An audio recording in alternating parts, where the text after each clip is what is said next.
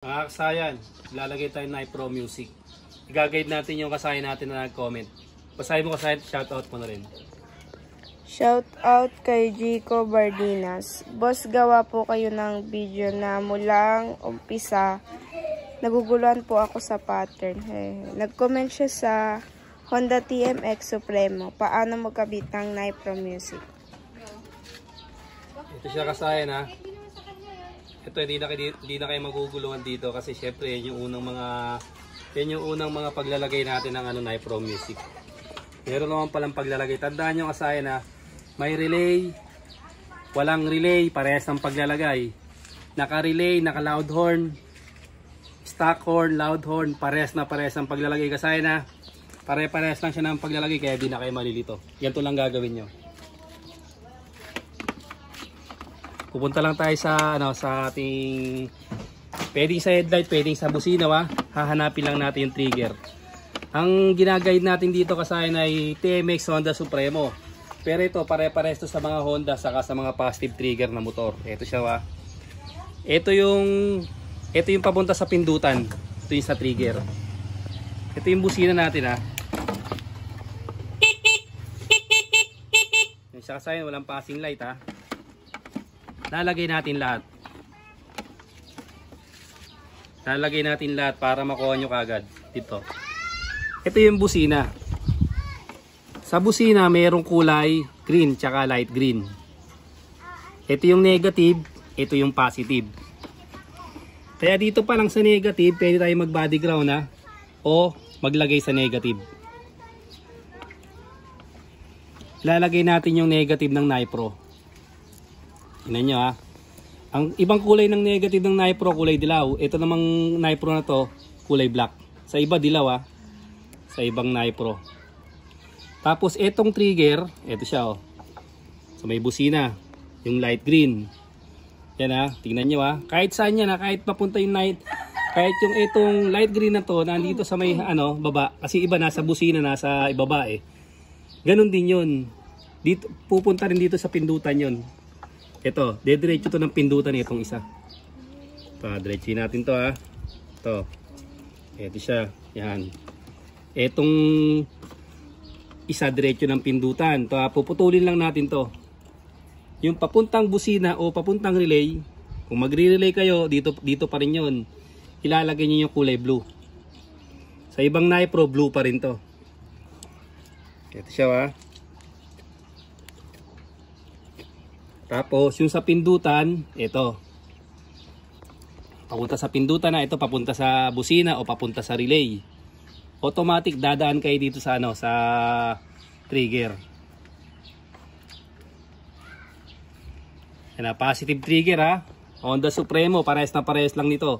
Tapos ito yung natin, yung pang-passing light. O yung pang-passing light natin ilalagay ko sa ilalagay ko sa may dito sa may park light. Kasi yung headlight ito ginawa kong park light. Dito ko ilalagay sa park light. Simpleng-simple lang to, madaling sundan. Ito, isa pa para din na natin ulitin mamaya.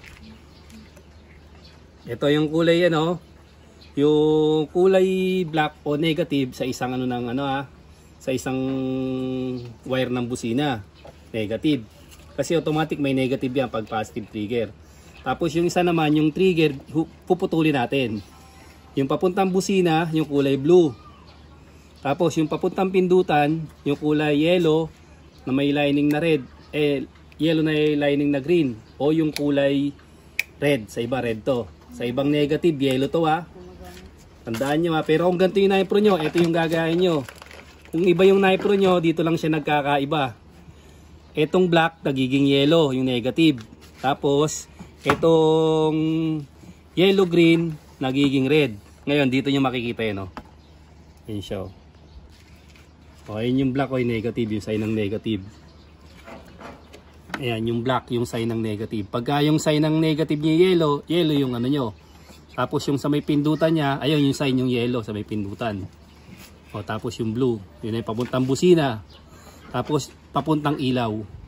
Ito na ngayon. Ganito lang kasayan simpleng-simple lang Tapos setup na tayo.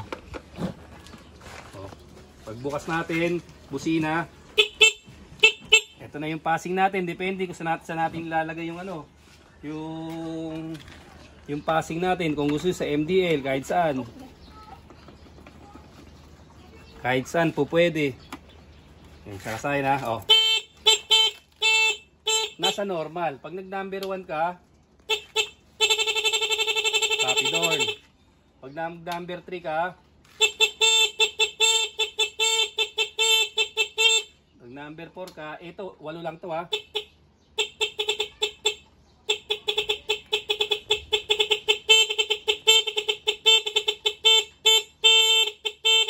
Yung ano natin, yung ano, viral.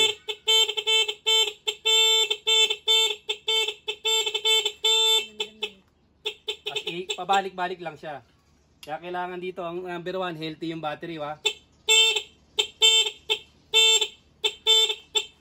Passing light natin yan.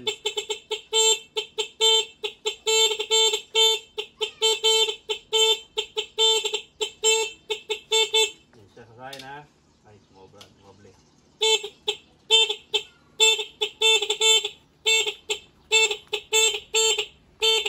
Hanggang 8 lang to, ha.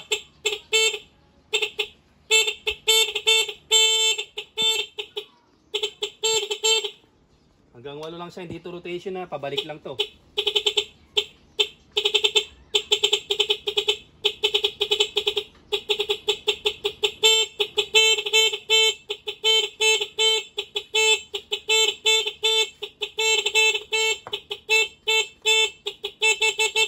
O, tingnan mo sa likuran. Ano rin tayo kasi sa park light natin nilagay, ha.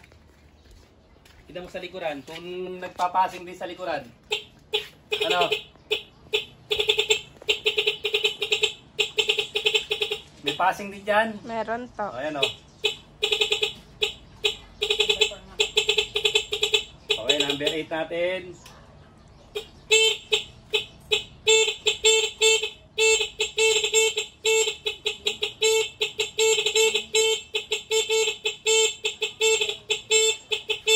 Ito kasayan, tutok mo dito. Itong naipuro na tandaan nyo kasayan na yung waluan. Hindi siya rotation ha. Ibabalik nyo pa. Ibabalik nyo pa wa. Hindi siya rotation. Ito siya oh. Ibabalik pa wa. Hindi siya iikot pag na number 1 kayo. And number 2, rapid horn. Number 1. Ito yung rotation. Pakita natin rotation doon sa kabila. Ito rotation to. Pagka ganito yung gagamitin yung rotation siya. Ayan o. Ayan, rotation siya ba? Ito naman, 12 naman to. Tapos ito yung pagkakalagay. Ito yung ano niya, na kulay niya no. Pakita ko yung kulay ha. Oh, ito yung kulay niya. Yung red, yung papuntang pindutan. Yung yellow, yung negative. Ayan, nasa body ground no. Tapos, itong blue, papunta sa relay o papunta sa busina. Ito siya oh. Tapos yung brown, hindi nakakabit sa ilaw.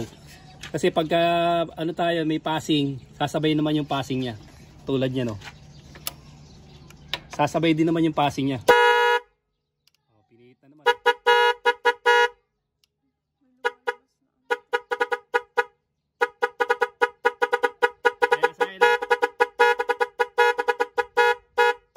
Kaya kasayan yung kulay ha, tingnan nyo ha. Oh, negative niya yung dilaw, magkaiba sila. Tapos yung red niya papuntang pindutan. Tapos yung blue papuntang relay o papuntang busina. Tandaan nyo kasi sinabi sa inyo, pare-pares ang paglalagay. Pare-pares lang siya, may relay, walang relay, stock na busina, dual horn, kahit anong busina. Importante lang positive trigger yung ating ano, yung ating motor para hindi na natin i-convert sa ano, sa positive trigger. Hanggang dito lang mga aksayan. Salamat sa panonood.